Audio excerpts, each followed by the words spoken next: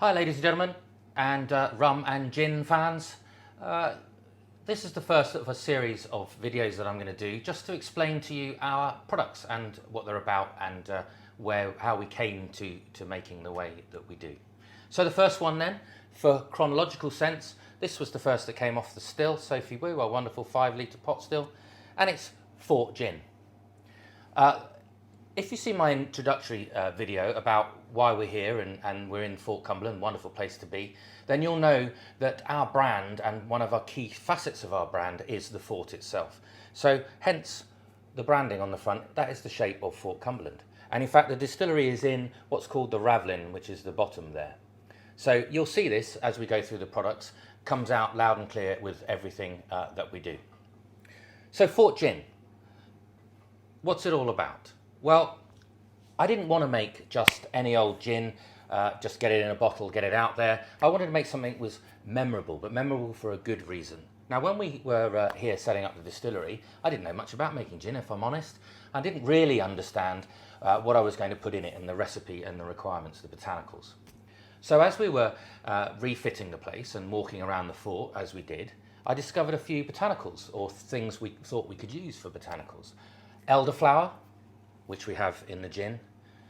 Gorse flower, which is predominant around the fort. Anyone that knows this area in Eastney Point will know that. And the more unique botanical, which is sea radish. Now, sea radish is part of the wasabi family. Can be used in salads. When you bite into it, there's a little green kernel. It's quite hot. And that's what gives Fort Gin its real, distinctive, different flavour. And it's wonderful. I set about making a gin which would be more close to a Geneva, an old-fashioned Netherlands type gin. So not a London dry, not one that pops and disappears on the palate, but one that lingers with you for some time. So there's 15 botanicals in Fort Gin, and the 15 botanicals are all there for a reason. Now, I'll describe what they are very quickly by virtue of what I call the palate journey that you'll have when you taste Fort Gin. So the palate journey goes something like this. I have a bunch of botanicals at the beginning for the mouthfeel. So there's ground almond, there's nutmeg, there's orris root, angelica root, all to give you a nice soft round palate. There's sweet orange peel in there, which gives a slight hit of sweetness at the beginning.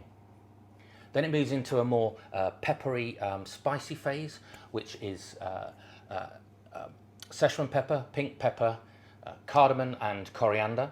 It then starts to tail off into a teardrop finish, capped top and bottom with fresh lime peel, within which there is a biscuit tail of elderflower, gorse flower and chamomile, nipped at the end with a long dry finish of sea radish.